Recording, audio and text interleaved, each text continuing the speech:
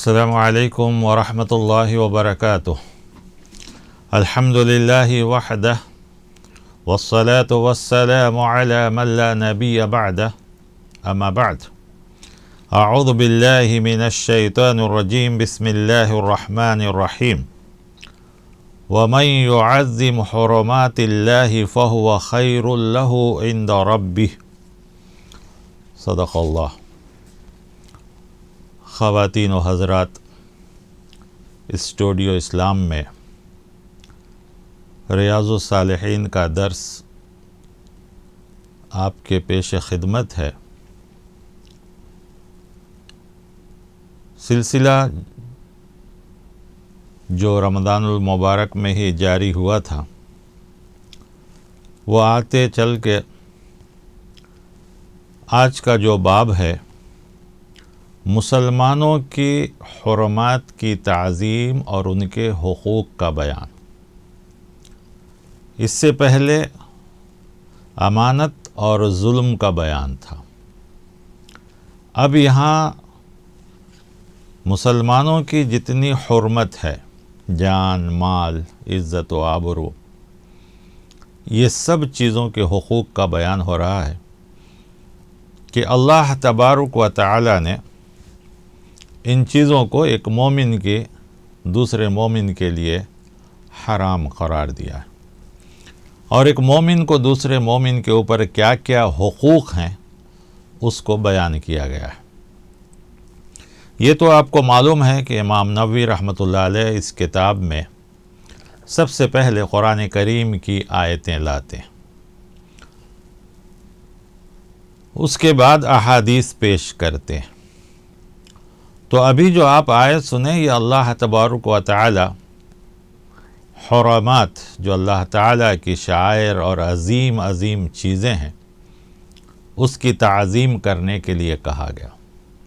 یہ سورہ حج کی آیت تھی، اور سورہ حج میں اور ایک آیت، وَمَن يُعَظِّمْ شَعَائِرَ اللَّهِ فَإِنَّهَا مِن تَقْوَى الْقُلُوبِ،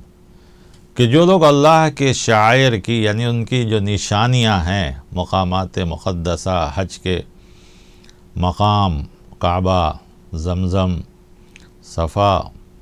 حتیم، ملتزم، اسی طرح عرفات، تو ان سب چیزوں کو شعائر کہا گیا، اور کہا گیا کہ اس کی تعظیم یہ انسانوں کے تقوی سے تعلق رکھتا ہے۔ اللہ تعالیٰ نے اپنے مقام اور اپنے شعائر کے بعد جو سب سے بڑی چیز کا ذکر کیا، وہ مومنوں کے لیے ان کے ماں باپ ہے۔ ماں باپ کے حقوق کا خیال رکھنا، ان کی تعظیم کرنا، ان کی عظمت کا خیال رکھنا بھی انسانی حقوق میں سب سے بڑا حق۔ تو اس کے لیے اللہ تعالیٰ نے سورۃ الحجر میں کہا وَاخْفِضْ جَنَاحَكَ لِلْمُؤْمِنِينَ۔ دوسری جگہ خالص ماں باپ کے لیے کہا گیا، لیکن اس سورے میں مومنین کو بھی شامل کیا گیا کہ جو بھی صاحب مومن ہیں، ہمیں اپنے بازوؤں کو ان کی خدمت کے لیے تیار رکھنا چاہیے، اپنے آپ کو ہمیشہ مستعد اور تیار رہنا چاہیے۔ پھر اس کے بعد حدیث جو لائی گئی ہے اس باب میں، وہ یہ ہے، جس کے راوی حضرت ابی موسیٰ رضی اللہ تعالیٰ عنہ ہیں۔ وہ کہتے ہیں کہ اللہ کے رسول صلی اللہ علیہ وسلم فرماتے ہیں المؤمن للمؤمن کالبنیان یشد بعضہ بعضا وشبک بین اصابعہ، رواہ متفق علیہ، یعنی بخاری اور مسلم شریف دونوں کے اندر یہ حدیث ہے۔ آپ صلی اللہ علیہ وسلم فرماتے ہیں کہ ایک مومن دوسرے مومن کے حق میں عمارت کے مانند ہے، بلڈنگ، ایک تعمیر شدہ مضبوط دیوار کے مانند ہے، یعنی دیوار کی طرح ہے، کیونکہ اس کا ایک حصہ دوسرے حصے کو مضبوط کرتا ہے۔ ایک دیوار دوسرے دیوار سے، ایک پلر دوسرے پلر سے بدھے ہوئے ہوتے ہیں، جڑے ہوئے ہوتے ہیں، سب کے ایک دوسرے سے جوائنٹ ہوتے ہیں، ایک دوسرے کو طاقت اور قوت میں سہارا دیتے ہیں، ایک اینٹ دوسری اینٹ کو، تیسری اینٹ کو، چوتھی اینٹ کو، یہ سب ایک دوسرے کے ساتھ، اینٹ، گارا، سیمنٹ، چونا، یہ سب مل کر دیوار کو مضبوط بناتے ہیں۔ اسی طرح مومن کو مومن کے ساتھ چاہیے کہ اپنی طاقت اور قوت کو ایک دوسرے کے احترام کے لیے، ایک دوسرے کی مدد کے لیے، ایک دوسرے کا ساتھ دینے کے لیے ایسا ہی ہونا چاہیے۔ اور روایت میں کہا گیا کہ آپ صلی اللہ علیہ وسلم نے اپنی انگلیوں کو ہاتھ کی دوسرے ہاتھ کی انگلیوں میں دبا کر اشارہ کر کے بتلایا، جس طرح انگلیاں انگلیوں کے ساتھ مل کر مضبوط بن جاتی ہیں، اسی طریقے سے مومن کو مومن کے ساتھ مل کر مضبوط ہونا چاہیے۔ تو مومن کو چاہیے کہ ایک دوسرے مومن کی تقویت اور قوت کا باعث بنے، دوسرے کے لیے معاون بنے، دست و بازو بنے، ایک دوسرے سے پیوست رہیں، مل جل کر رہیں۔ یہ ہے مومن کی شان اور مومن کی مثال۔ اسی طرح ایک اور حدیث ہے جو حضرت نعمان بن بشیر رضی اللہ تعالیٰ عنہ راوی، وہ کہتے ہیں کہ رسول اللہ صلی اللہ علیہ وسلم نے فرمایا، مثل المؤمنین فی توادہم وتراحمہم وتعاطفہم، کہ مومن کی مثال آپس میں ایک دوسرے سے محبت کرنے میں، ایک دوسرے کے ساتھ رحم کرنے میں، ایک دوسرے کے ساتھ نرمی کرنے میں جسم کی طرح ہے۔ مثل الجسدی، جسم کی طرح، اذا اشتکا منہ عضو، کیونکہ جسم کا کوئی ایک حصہ بھی درد کرتا ہے، تکلیف ہوتی ہے، چوٹ لگتی ہے، زخم ہوتا ہے، تو اس درد کو پورا جسم محسوس کرتا ہے۔ تو کہا گیا کہ اسی طرح پورے مومن ایک جسم کی طرح ہے، کہ ایک مومن کی تکلیف، ایک مومن کی خوشی، ایک مومن کی محبت، ایک مومن کے اوپر رحم، ایک مومن کے ساتھ نرمی، ایسا ہی ہونا چاہیے۔ جیسے انسان بخار میں مبتلا ہوتا ہے تو پورا جسم اس کا پریشان ہوتا ہے، ویسا ہی ایک مومن کی تکلیف سارے مومن کو بھی ہونا چاہیے۔ انسان کو دوسروں کا درد اپنے سے بڑھ کر سمجھنے کے لیے اسلام کہتا ہے کہ دوسروں کی تکلیف اور دوسروں کی پریشانی اپنی پریشانی کی جیسا سمجھو۔ اسی طرح حضرت ابو ہریرہ رضی اللہ عنہ راوی ہیں، ایک حدیث ہے کہ آپ صلی اللہ علیہ وسلم نے ایک بار حضرت حسن رضی اللہ تعالیٰ عنہ کو بوسہ لیا، چھوٹے تھے، نواسے آپ کے پیارے تھے۔ تو آپ کے پاس ایک صحابی تھے جن کا نام تھا اقرع بن حابس۔ انہوں نے کہا، اللہ کے رسول، مجھے 10 لڑکے ہیں، لیکن میں نے تو کبھی اپنے بچوں کے ساتھ ایسا نہیں کیا۔ آپ صلی اللہ علیہ وسلم نے اس کی طرف دیکھا اور فرمایا، من لا یرحم لا یرحم۔ یہ بھی بخاری اور مسلم دونوں کی حدیث ہے کہ جو کسی پر رحم نہیں کرتا اس پر بھی رحم نہیں کیا جاتا۔ معلوم ہوا کہ ایک مومن کے اوپر رحم کرے گا تو اللہ تعالیٰ اس کے اوپر رحم کرے گا۔ ایک انسان کے اوپر، ایک مومن کے اوپر، ایک مخلوق دوسرے مخلوق کے ساتھ رحم کرے گا تو اللہ بھی اس کے ساتھ رحم کرے گا۔ اگر ماں باپ بچوں کے ساتھ رحم کا معاملہ کریں گے تو بچے ماں باپ کے ساتھ شفقت کا، حسن کا، اطاعت کا، فرما برداری کا، ان سب چیزوں کا معاملہ کریں گے۔ تو معلوم ہے کہ ان چھوٹی چھوٹی حدیثوں میں انسان کے حقوق بیان کیے جا رہے ہیں، مسلمانوں کے حقوق، مومنوں کے حقوق، یہ سب بیان کیے جا رہے ہیں۔ ایک اور حدیث ہے، یہ بھی بخاری شریف کی، حضرت جریر بن عبداللہ رضی اللہ تعالیٰ عنہ راوی ہیں، کہتے ہیں کہ رسول اللہ صلی اللہ علیہ وسلم فرماتے ہیں، من لا یرحم الناس لا یرحمہ اللہ۔ اب یہاں سارے انسانوں کی بات آ گئی، اب تک حدیث میں مومن کا ذکر ہو رہا تھا، یہاں سارے انسانوں کی بات آ گئی کہ جو لوگوں پر رحم نہیں کرتا، انسانوں پر رحم نہیں کرتا، اللہ بھی اس پر رحم نہیں فرماتا۔ تو معلوم یہ ہوا کہ ہر انسان کے ساتھ بھی رحم کا معاملہ کرنا چاہیے، اور یہ رحم کا معاملہ اس کی عظمت کی دلیل ہے، اس کی عزت کی نشانی میں سے ہے کہ ایک انسان دوسرے انسان کو رحم کی نگاہ سے دیکھے اور ہمدردی کی نگاہ سے دیکھے، بھلائی کی نگاہ سے دیکھے، اچھی نگاہ سے دیکھے۔ آج کے حالات میں جب کہ انسان کا دشمن بنا ہوا ہے، انسان ہی انسان کے جان کا، مال کا، عزت و آبرو کا دشمن بنا ہوا ہے۔ آپ پر کو اگر برا نہ سمجھیں تو میں اپنی طرف سے یہاں ہندوستان کے ایک بڑے عالم کی ایک بات کو نقل کر رہا ہوں۔ وہ یہ کہ مولانا ابوالکلام آزاد رحمۃ اللہ علیہ نے اپنے مضمون میں ایک جگہ لکھا ہے کہ ساری دنیا کے مخلوق اپنے ہی مخلوق کو کبھی تکلیف نہیں دیتی۔ جیسے شیر کا شکار نہیں کرتا ہے، سانپ کو نہیں ڈستا، بچھو کو نہیں ڈستا ہے، لیکن انسان کے ہی جان کا، مال کا، عزت و آبرو کا دشمن ہو جاتا ہے۔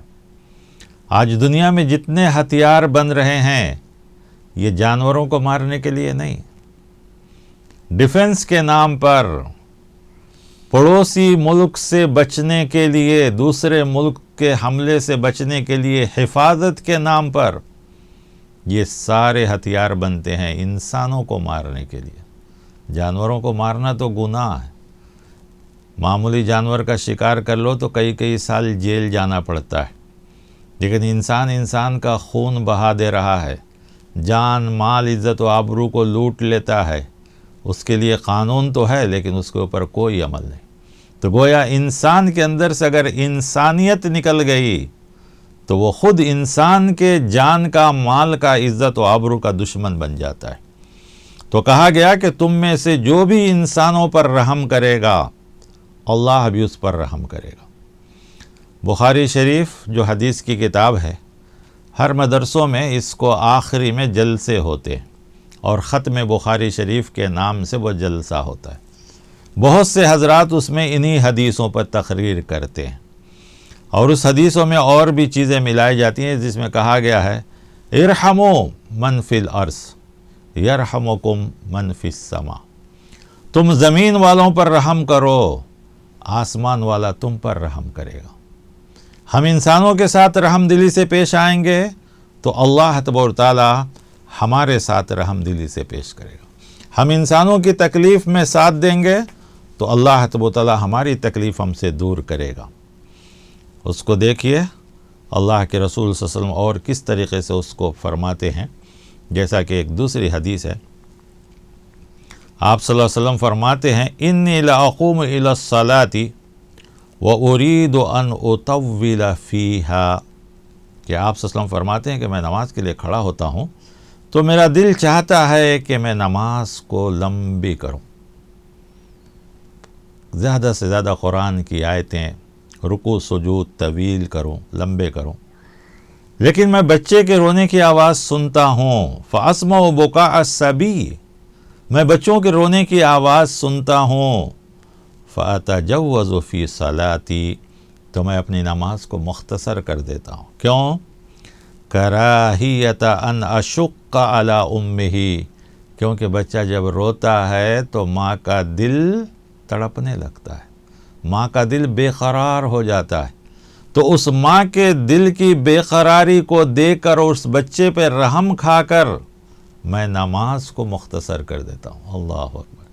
حالانکہ نماز اللہ کا حق، بڑی پیاری عبادت، نبی کی آنکھوں کی ٹھنڈک، نماز میں انسان رب سے قریب ہوتا ہے، لیکن ایسی عبادت کو بھی بچوں پر اور اس کی ماں پر رحم کھا کر، ترس کھا کر، اس کی تکلیف کو سمجھ کر نماز جیسی عبادت کو آپ صلی اللہ علیہ وسلم مختصر کر دیتے تھے۔ تو ہمیں سوچنا چاہیے کہ اسلام میں دوسروں کے ساتھ، دوسروں کی عزت، دوسروں کے ساتھ رحم، دوسروں کے ساتھ رحم دلی کا معاملہ کتنی بڑی چیز ہے۔ اسی میں اور ایک حدیث سنیے، یہ بھی متفق علیہ ہے، ابن عمر رضی اللہ تعالیٰ عنہ سے روایت ہے، یعنی حضرت عبداللہ ابن عمر، حضرت عمر کے بیٹے حضرت عبداللہ، وہ کہتے ہیں کہ رسول اللہ صلی اللہ علیہ وسلم سے وہ روایت کرتے ہیں کہ المسلم اخو المسلم، کہ ہر مسلمان ایک دوسرے مسلمان کا بھائی ہے، یعنی ہر مسلمان آپس میں بھائی ہے۔ لا یظلمہ ولا یسلمہ، نہ ایک دوسرے پر ظلم و زیادتی کرے اور نہ اسے کسی دشمن کے حوالے کرے، خود بھی ظلم نہ کرے اور کسی ظالم کے حوالے بھی نہ کرے، کسی مصیبت اور پریشانی میں اسے نہ ڈالے۔ من کان فی حاجت اخیہ، جو بھی مسلمان اپنے بھائی کی ضرورت کو پورا کرنے میں لگا رہتا ہے، کان اللہ فی حاجتہ، تو اللہ اس کی حاجت اور اس کی ضرورت کو پورا کر دیتے ہیں۔ اللہ اکبر۔ ومن فرج عن مسلم کربتا فرج اللہ عنہ بها کربتا من قرب یوم القیامہ، اور جو آدمی کسی مسلمان کی تکلیف کو دور کرتا ہے اور اس کی حاجت کو پوری کرتا ہے اور تکلیف کو دور کرتا ہے، پریشانی کو دور کرتا ہے، اللہ تعالیٰ اس کی وجہ سے اس کی قیامت کی پریشانیوں میں سے پریشانی کو دور کر دے گا۔ وَمَن سَتَرَ مُسْلِمًا سَتَرَهُ اللَّهُ يَوْمَ الْقِيَامَةِ، اور جس نے کسی مسلمان کے عیب کو چھپایا، عیب ہوتے ہوئے چھپایا، ظاہر نہیں کیا، کسی کو بتایا نہیں، کسی کو اس نیت سے نہیں بتایا کہ اس کو ذلیل کیا جائے یا اس کو بدنام کیا جائے یا اس کو بے عزت کیا جائے، سَتَرَهُ اللَّهُ يَوْمَ الْقِيَامَةِ، اللہ قیامت کے دن اس کے عیب کو چھپا دے گا، اس کی پردہ پوشی کرے گا، اس کے عیب کو چھپا دے گا، اس کے اوپر پردہ ڈال دے گا، اس کے عیب کے اوپر، جس طرح اس نے دنیا میں اپنے بھائی، اپنے دوست یا اپنے مسلمان کے عیب پر پردہ ڈالا۔ سوچ کر دیکھیے یہ کتنی بڑی بڑی نیکیاں ہیں،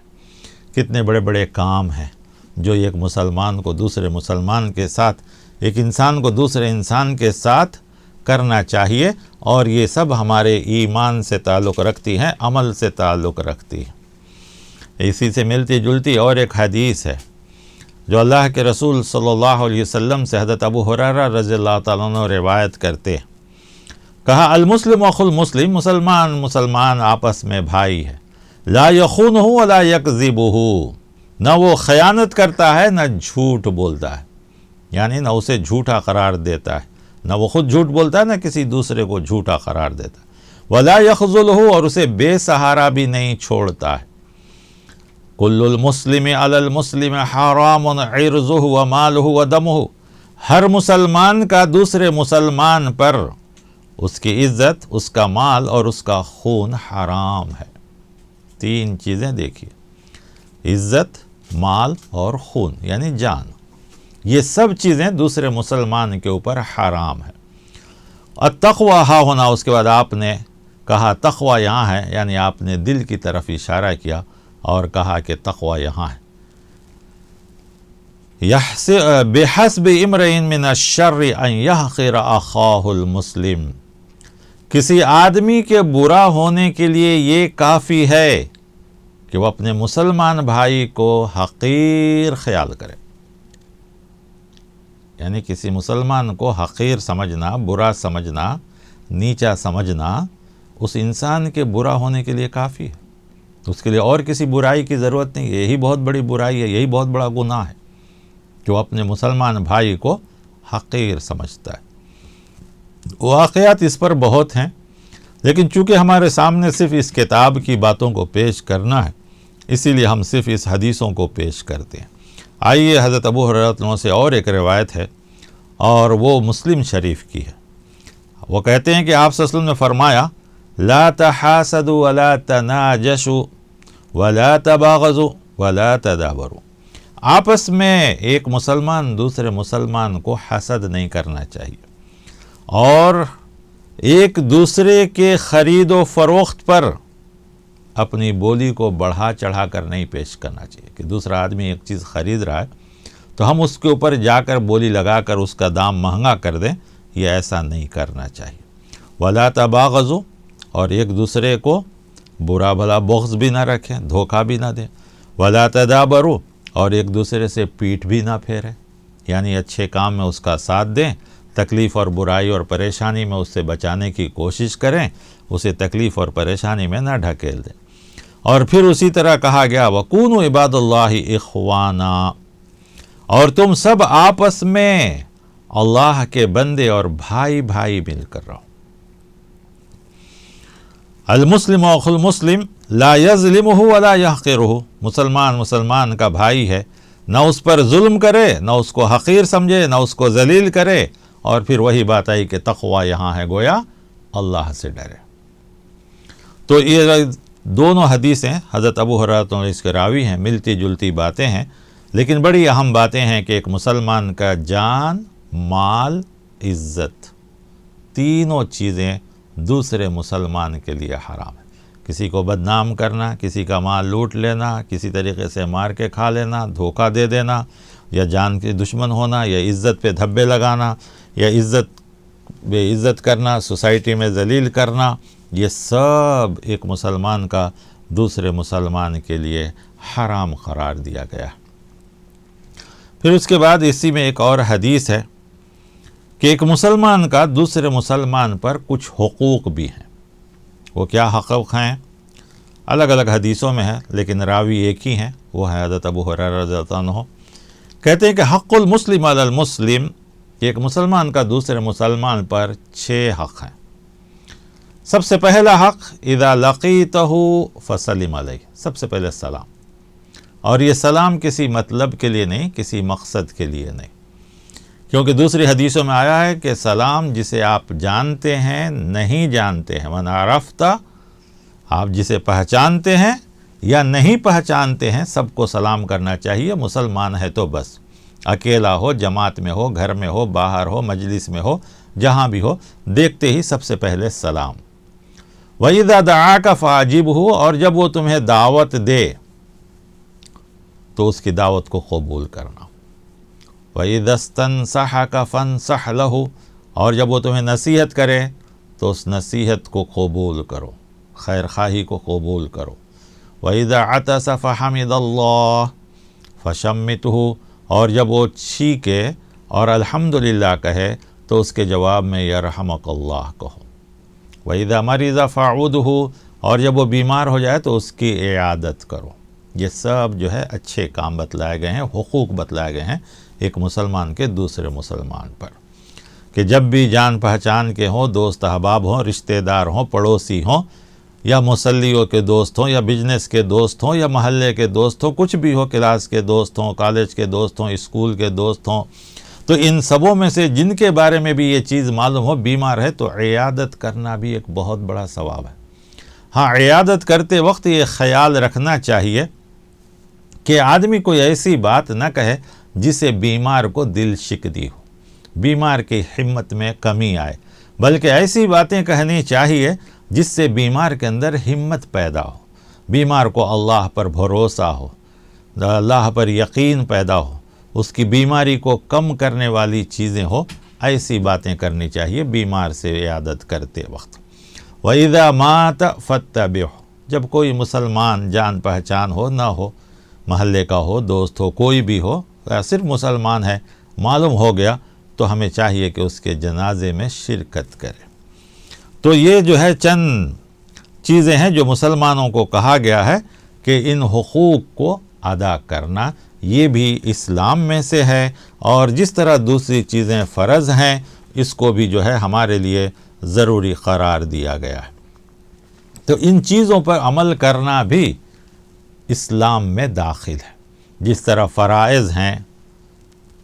سنن ہیں، نوافل اللہ کے حقوق ہیں، تو انسانوں کے حقوق میں یہ سب ہے۔ تو خلاصہ اس باب کا یہ ہوا کہ سب سے پہلے اللہ کا حق، اللہ کے حق میں جو کوتاہی کرے گا وہ نہیں، اسی لیے آیت آئی وَمَن يُعَظِّمْ شَعَائِرَ اللَّهِ، کہ اللہ تعالیٰ کی جو نشانیاں ہیں، جو شعائر ہیں، جو مقدس چیزیں ہیں، سب سے پہلے اس کی تعظیم ہو۔ اس کے بعد انسانوں میں سب سے پہلے ماں باپ کا بتلایا گیا، پھر مومن کا بتلایا گیا، پھر سارے انسان کا بتلایا گیا، پھر اس کے تحت کہا گیا کہ ہر مسلمان، ایک مسلمان کے اوپر یہ حقوق ہیں، اور ان حقوق کو اللہ تبارک و تعالی نے بڑی اچھی طریقے سے پیش کیا، اور پیارے نبی صلی اللہ علیہ وسلم نے اس کو مثالوں سے سمجھایا۔ مثال یہ دی گئی کہ ایک مسلمان دوسرے مسلمان کے ساتھ ایسا ہے جیسا کہ دیوار ہے، ایک دیوار دوسرے دیوار کو سپورٹ کرتا ہے، چھت کے پورے وزن کو اپنے اوپر اٹھائے رہتا ہے، باہر کی ہواؤں اور تکلیفوں سے، بارش سے، دھوپ سے، اور تیز ہواؤں سے، آندھی سے، طوفان سے، ہر چیز سے جس طرح بچاتا ہے، اسی طرح ایک مسلمان کو بھی چاہیے کہ دوسرے مسلمان کو تکلیفوں سے، پریشانی سے، مصیبت سے بچائے، جس کی مثال دی گئی کہ ایک مومن کو جب اس کے ہی جسم میں درد ہوتا ہے تو پورا جسم جیسے درد محسوس کرتا ہے، ایک مسلمان کو بھی دوسرے مسلمان بھائی کی تکلیف کو محسوس کرنا چاہیے۔ پھر اس کے بعد ایک آخری بات، بڑی بات، پیاری بات کہی گئی۔ عرب میں ایک دستور تھا، ان کا ایک نعرہ تھا، سلوگن جسے آج کل کہا جاتا ہے نعرہ، وہ یہ تھا کہ انصر اخاک ظالما او مظلوما۔ وہ کہتے تھے کہ بھائی ظالم ہو یا مظلوم ہو تم اس کی مدد کرو، یہ مت دیکھو کہ بھائی کی غلطی ہے یا نہیں، بس صرف بھائی کی مدد کرنا ہے۔ یہی وجہ تھی کہ ان کے درمیان ظلم حد سے زیادہ بڑھ گیا تھا۔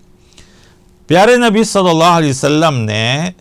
اس بات کو ویسا ہی رکھا، لیکن آپ صلی اللہ علیہ وسلم نے اس کے معنی کو بدل دیا۔ کیسے؟ عرب تو یہ کہتے تھے اسلام سے پہلے، آپ صلی اللہ علیہ وسلم سے پہلے، کہ بھائی ظالم ہو یا مظلوم ہو مدد کرنا ہے تو بھائی کی کرنا ہے بس۔ اسلام نے اس کا معنی یہ بدلا، کہا کہ اس انصر اخاک ظالما او مظلوما، بھائی کی مدد کرو خواہ وہ ظالم ہو یا مظلوم۔ تو کس طریقے سے کہا؟ ان کان ظالما